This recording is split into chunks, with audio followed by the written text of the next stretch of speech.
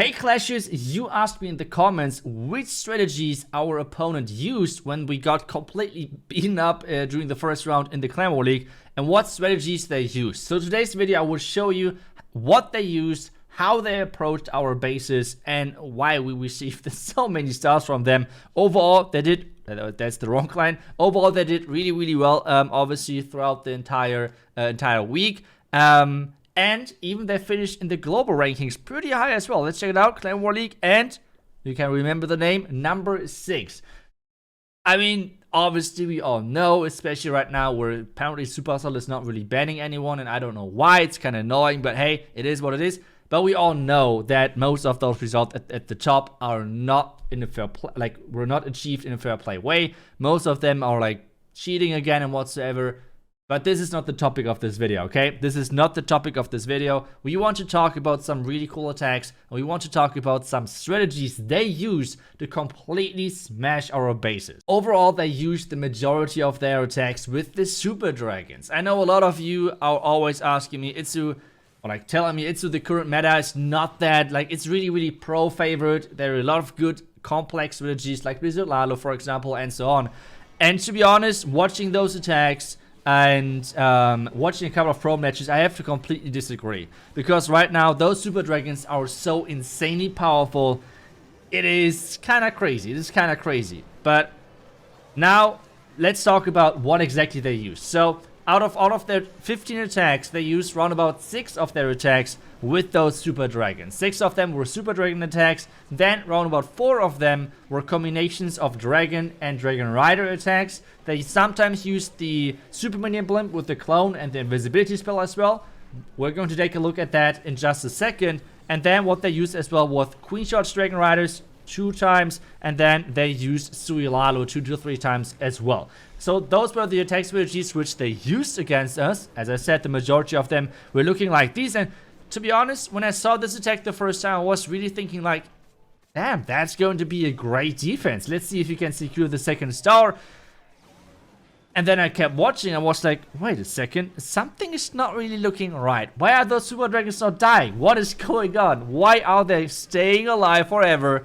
And why are those heroes still alive? That's actually kind of crazy. I mean, yes, the Royal Champion not even deployed yet. And another Rage. And 3 more freezes. And even though in the beginning I was thinking like, damn, that's a really good defense, I was saying like, damn, this is a really bad defense because it is not a defense at all. Take a look at that. He's sending in the Royal Champion from the far side with his other heroes. And at the end, he can swag the Queen ability. He can swag the Royal Champion ability. And he's just completely overkilling the base. That is really disgusting. But a good attack at the end and really good holding back the Royal Champion. I would have probably already dropped the Royal Champion at the beginning just to secure the second star, which would have been for sure not the right choice. The second attack which I want to show you is the Sui Lalo. After that, we're going to dive into the Dragon and Dragon Rider attacks. But first off, let's take a look at this attack on this base where he's using actually a Sui Lalo strategy. And just take a look at what he's doing with his hero. It's pretty, it's kind of crazy. So what he's doing right now, he's pushing his king into the scattered compartment with that Royal Champion together. And, well, he's already getting crazy value with his spells together, like a freeze, like a skeleton spell. But the queen as well, there's no damage on this queen. Now he's using the wall break, trying to get the queen into the town hall compartment. And actually, this is already looking way too good, considering that he's so far pretty much only used 3 of his heroes, and it's already over, or like getting closer to the 30%. His queen, though, won't walk into the tunnel compartment. We can all see that by now. Queen ability is getting used. He's taking down those balloons. But take a look at what he's getting still. Like, he's going to get the Inferno Tower, he got the Sweeper, and everything. So at this point, he already got 1/3 of the base with only using 3 of his 4 heroes in like 2 spells. Like 1 skeleton spell, 1 free spell, and that's it. This is just insane. Lalo now starting from the top side. Nothing too crazy right now, because after this hero dive, it is already like, yeah, pretty done for this poor base. He's starting more groups of loons. Like the Lalo itself is obviously clean as well. But take a look at that eye sound. This eye sound is tanking perfectly everything at the same time. If the eye sound might pop right there, it would freeze the queen, it would freeze the scatter elephants. It is pretty crazy. And now, yeah, they keep going. He has the vulnerability. He does not need to use the vulnerability just yet. There's the next rage. He even has a rage and a heal spell left at this point.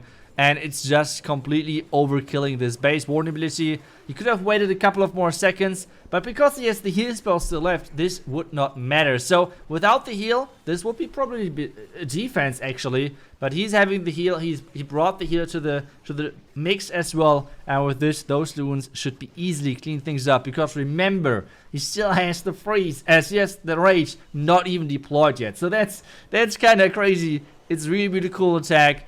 And really, like, the idea with the heroes already deserved the 3-star, to be honest. So, really strong attack from Yuya. I have no clue how to pronounce that. It's a Japanese name, I guess.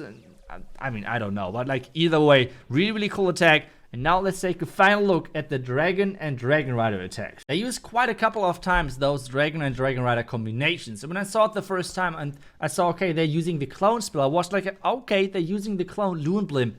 But then I saw, okay, wait, he's bringing 3 invisibility spells as well, which is obviously showing already a tendency that they are bringing those, clone super minions. He even brought a lightning to make sure that one of the sweepers are taken down, sending in the king and the queen just around the outside to push everything into the right direction, drawing the line with those, like, the attack itself is obviously not that complex, but having those plans and then executing them is obviously the next step. But so far, it's looking really good for him. And the cool thing about this blimp, why I love this so much, is you do not need to reach the town hall. You're not running the risk most of the time of running into a lot of traps, running into, I don't know, the tornado trap, things like that. And the town hall is just getting melted by all of those super minions behind the town hall, expos going down and everything.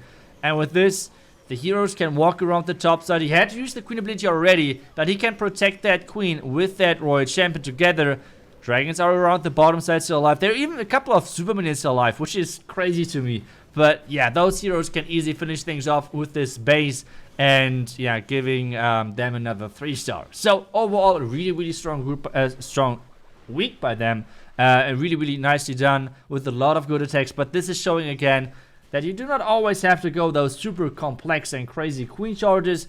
Most of the time, those more easier attacks, which are the air attacks at the moment, they're fully, like, totally enough to get those 3-stars in, as you can see right now. Royal ability to finish the last air defense, and with this, he's kind of swagging at that still, but it is going to be the next 3-star for them. So overall, GG's to them, obviously, completely being in their own class in this group. I think the rest of the group was kind of close to each other without the last place. But otherwise, the last remaining 16 were pretty well balanced overall. So it was a lot of fun playing in that group. GG's obviously to everyone. But yeah, that was about today's video. You asked for it about what strategies did they use. And there it is. Thank you so much for watching. I will see you guys back tomorrow for the next video. Until then, see ya and bye-bye.